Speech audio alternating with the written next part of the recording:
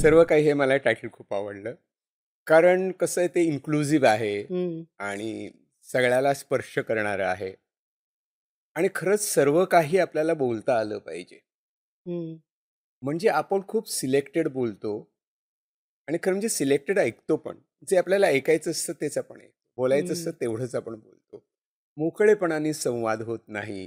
मोकळेपणाने बोलणं चालणं होत नाही. मोकळेपणाने ऐकणं होत नाही. आणि सोशल मीडियाची एवढी सवय झाली आहे, की एक लाईक मारायचा आणि फॉरवर्ड करायचं. ते काय फॉरवर्ड केलंय हे आपल्या लक्षात राहत नाही. आणि मग कोणीतरी म्हणतं, "अरे, तू असं लिहिलं होतं." "अरे, मी असं कधी लिहिलं?" "अरे, फॉरवर्ड केलं होतंस ना."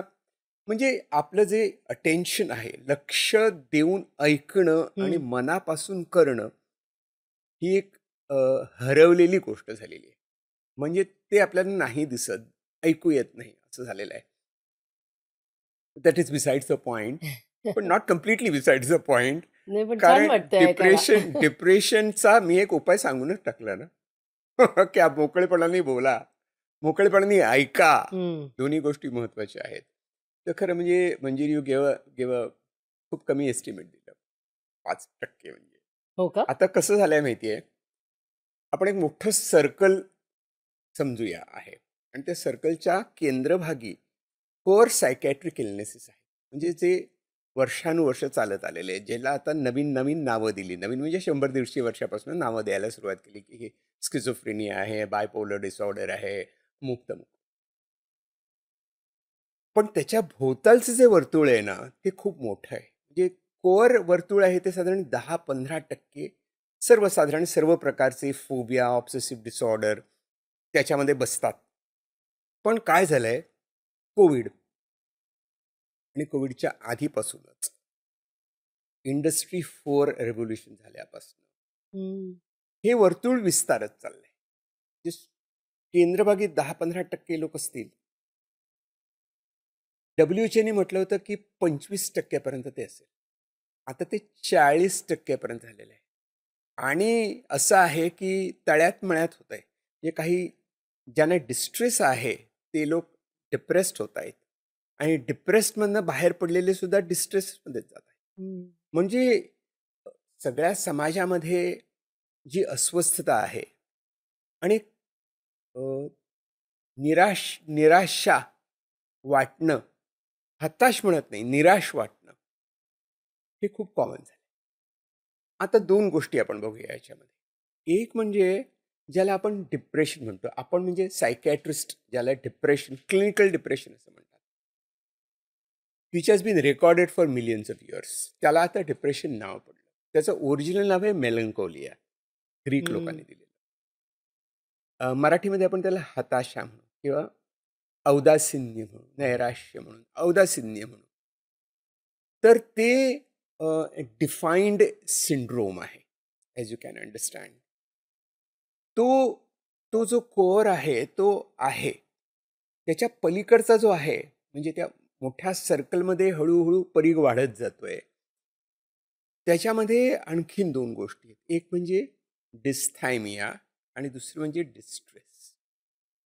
आता कसं आहे माहिती आहे, की डिस्थायमिया हा न ट्रीट केलेला, ज्याला कोणी उपचार केलेले नाहीत, म्हणजे ज्याला आपण म्हणतो, माझ्या मेलीचं नशीबच असं आहे किंवा माझ्या नशिबाने माझा घात केला किंवा नशिबाला 4 फुल्या-फुल्या शिव्या देऊन, पुरुष म्हणतात किंवा बॉसला शिव्या घालून.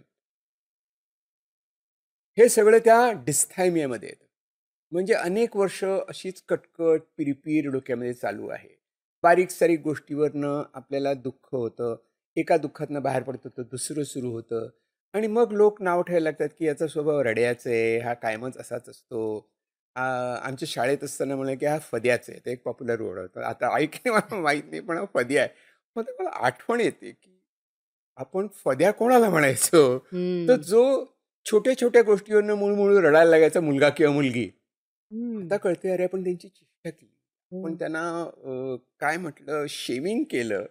It was so wrong. They were suffering from डिस्थायमिया. तर हे डिस्थायमियाचं प्रमाण पण वाढलेलं आहे, की जे क्रॉनिक आपण म्हणू डिप्रेशन. त्याच्या पलीकडे जो आहे ना, तो डिस्ट्रेस. डिस्ट्रेस म्हणजे या अनुदिने अनुतापे तापलो रामराया. असं आपल्या रामदासांनी जे अनेक वर्षापूर्वी म्हणून म्हणून घेतलं, म्हणून कविता केली, करुणाष्टक लिहिली त्याच्यावर. ही टॉक्ड अबाउट दिस. हं. मला असं वाटतं की रामदासांनी करुणाष्टकामध्ये इतक्या डिस्थॅमी आणि डिस्ट्रेसचं वर्णन केलेलं आहे. त्याच्यामध्ये होणारी जळजळ मनाची, अस्वस्थता, बेचैनी, जळाविणं मासोळी, हं. ज्ञानेश्वरांनी म्हटलेलं आहे, लागी भेटी लागी जीवा लागलेसे असं. ह्याच्या म्हणजे जी विरहिणीची जी तळमळ आहे, जो त्रास आहे, या मानसिक अस्वस्थता आहे, ही सगळ्या या संत कवींनी अत्यंत नेमक्या शब्दात मांडलेली आहे. आणि त्याचा त्यांनी अर्थात भक्ती हा उपाय दिलेला आहे. ते आपण सोडून देऊया. परंतु या गोष्टीची जाणीव होती मंजिरी. हे आपल्याला हे की मी का सांगतोय? कारण लोकांना असं वाटतं की हे काही नवीन आहे, काहीतरी वेस्टर्न कंट्रीजमधून आलेलं आहे. आपल्याकडे असं काही नसतं, असं लोकांना वाटतं. म्हटलं आपल्याकडे काय असतं मग? आपल्याकडे ते नसलं तर काय असतं? हे आपल्याकडे पण हेच असतं, फक्त आपण त्याला वेगळं नाव देतो. त्यामुळे हा जो डिस्ट्रेस आणि डिस्थायमी आहे, त्याचं प्रमाण वाढत चाललेलं आहे. आणि डिप्रेशनचं प्रमाण मोर ऑर लेस क्लिनिकल डिप्रेशनचं प्रमाण हे आहे तितकंच आहे असं वाटतं. ते जेनेटिक आहे. ते तसं राहतं. परंतु जेनेटिक म्हटलं तरी काय एपिजेनेटिक्स आहेत. म्हणजे हं.